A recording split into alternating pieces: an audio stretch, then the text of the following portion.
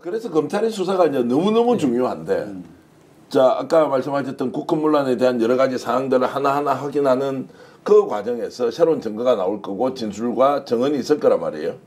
근데 지금 이제 검찰이 수사를 제대로 하지 않을 것이다라고 우리가 오늘 문제 제기를 본격적으로 할 거 아닙니까? 그러면 이게 어떤 식으로 이제 전개가 될 것인지 검찰 수사 의지가 있는지 없는지 이제 지금부터 한번 제대로 따져보겠습니다. 자, 일단 검찰이 수사하지 않을 거라고 하는 정황 증거를 먼저 제시를 할게요. 당장 우리가 보듯이 최상목에 대해서는 당장 지금 구속수사가 불가피한 상황까지 왔어요. 근데 최상목은 물론이고 국무위원 전원에 대해서 지금 무혐의 하겠다라며 언론 플레이를 하고 있지 않습니까? 검찰이. 다시 말하면 이 내란에 있어서 대단히 가장 중요한 게 국무위원들에 대한 의율인데 국무위원들 다 빼주겠다는 거예요. 김용현 하나 건드려서 김용현한테 다 모든 거 덮어씌우고 윤석열까지 빼겠다는 게 지금 검찰의 계획 같은데 일단 1차 계획은 그래서 조기에 국무위원들에 대해서 무혐의를 내릴 태세입니다. 그렇죠? 그리고 또 두 번째 뭐냐면 경호처에 대해서 그 핵심 3인방에 대해서 사실상 지네 마음대로 사면해버렸잖아요. 그건 동시에 가장 그 국무위원들과 군부 그리고 김건희까지 연결되어 있을 것으로 보이는 안가 회동과 관련된 모든 자료를 삭제하는 증거인멸팀을 경호처를 통해서 경호처와 검찰이 한 팀으로 움직이고 있다라고밖에 보이지 않는데 자 그렇다면 이건 대단히 확실한 검찰의 이상 징후잖아요. 검찰이 사실상 직무를 해태하면서 뭔가를 도모하고 있다는 것인데 그게 무엇을 위한 것인가 라고 생각하면 결국은 윤석열을 석방하기 위한 플랜 아닌가라고 의심할 수밖에 없습니다. 자, 지금 이건 저 개인만의 생각이 아니라 현재 검사가 오늘 페북에 조금 전에 올린 내용인데 지금 언론에 보도 거의 안 되고 있어요. 진해원 현직 검사입니다. 여러분들 아시다시피. 이분이 법리 해석에 대단히 정통하신 분이에요. 근데 뭐라고 지금 문제 제기를 하고 있냐면 검찰청 소속 검사 같은 경우에 아무런 이유 없어도 피의자를 그냥 석방할 수 있다는 거예요. 그리고 그 석방 조치에 대해서는 우리가 경호처 김성훈에 대해서 왜 기각했어? 라고 물어도 법무장관이 누가 어떤 검사가 왜 기각했는지도 모른다는 거예요. 우리는 알잖아요. 실무정이 했다는 거. 근데 어떤 것도 우리가 논의할 수 있는, 다툴 수 있는 방법이 없는 거예요. 검사가 석방시켜 버리면. 근데 우리가 저걸 간과하고 있는 거죠. 왜? 여태까지 검사들은 저렇게까지 이상한 짓을 안 했으니까. 자, 실제로 그래서 제가 검찰청법이랑 검찰 사무사건 규칙 다 뒤져봤습니다. 검찰 사건 사무 규칙에 보면 저기 이제 법무부 장관 영어로 좀 하게 돼 있는데 87조에 따르면 피의자 석방을 지금 마음대로 할 수 있습니다. 검사가. 기본적으로 불구속 상태에서 무죄 추정이 진행되는 과정에 수사하는 것이 맞기 때문에 검사가 특별한 이유 없이 석방하는 건 가능해요.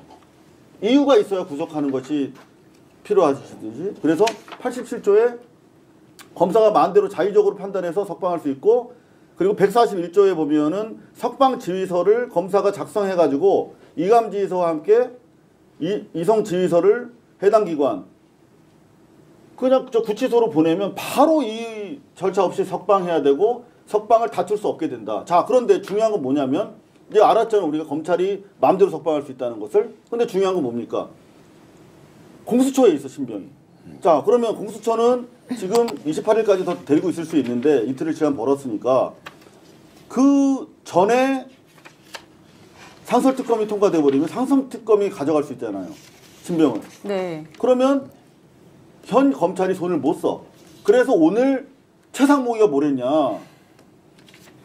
자기 분에 넘치게 지금 AI 관련 법안이랑 그 방송법 개정안이랑 거부권 행사했어요. 그런데 선택적으로 내란 특검에 대해서만 상정을 보류했어요. 언제까지? 31일까지. 그러면 31일은 검찰로 넘어가는 거죠. 넘어가는 시점이 28일쯤 이미. 넘어가죠. 그러니까 공수처가 28일까지 버티기도 어려워. 그 전에 자꾸 달라고 하니까.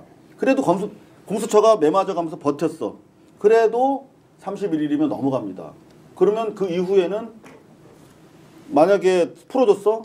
그렇다고 우리가 폭도들처럼 서울지검을 점거할 겁니까? 우린 못하잖아. 네. 아니, 근데 아무런 수술 방향이 없는 거. 그리고 경호처가 지금 초롱성을 쌓고 있잖아요. 용산 관저에서 공성전 한다고 수성전 한다고 했을 때 우리가 어떻게 할 겁니까? 아니, 대단히 근데, 그거는 우리가 치명적 상황이기 때문에 준비를 해야 된다. 근데 이제 검찰이 윤석열을 풀어주게 되면 국민들로부터 어마어마한 지탄을 받을 거잖아요. 그 지탄 따위는 신경 쓰지 아니, 않는 그러니까 뒷단이 그렇게 지탄을 받으면서 풀어주고 나서 검찰이 얻을 수 있는 게 뭐가 있어요? 듀얼백 같은 경우에 그걸 못 얻었습니까? 듀얼백으로 콜검했잖아요. 뭘 얻었어요? 검찰 정권의 유지를 얻었죠. 네. 그리고 지금 상황에서 윤석열이 돌아오지 않는다는 전제하에서는 얻을 게 없지만 윤석열이 돌아온다면 검찰 정권은 계속되는 것이죠. 지금 현직에 있는 자들은 어차피 정권 교체되면 검찰청 없어지고 그 자리도 없어지지만 당장 이 사람들은 우리 이 위원장님이 당하셨던 것처럼 좌천된 인간들이거든요. 그렇죠. 네. 그러면 지금 할 수 있는 선에서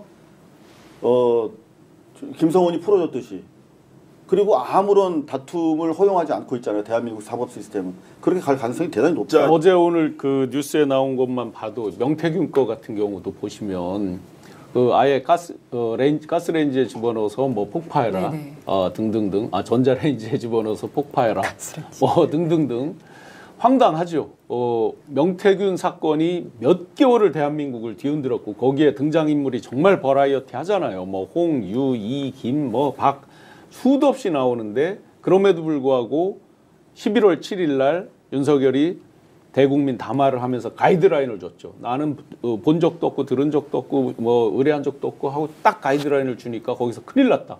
그 뒤에 이거 나오기 시작하면 이건 완전히 정권 다 무너지고 우리도 다 죽는다.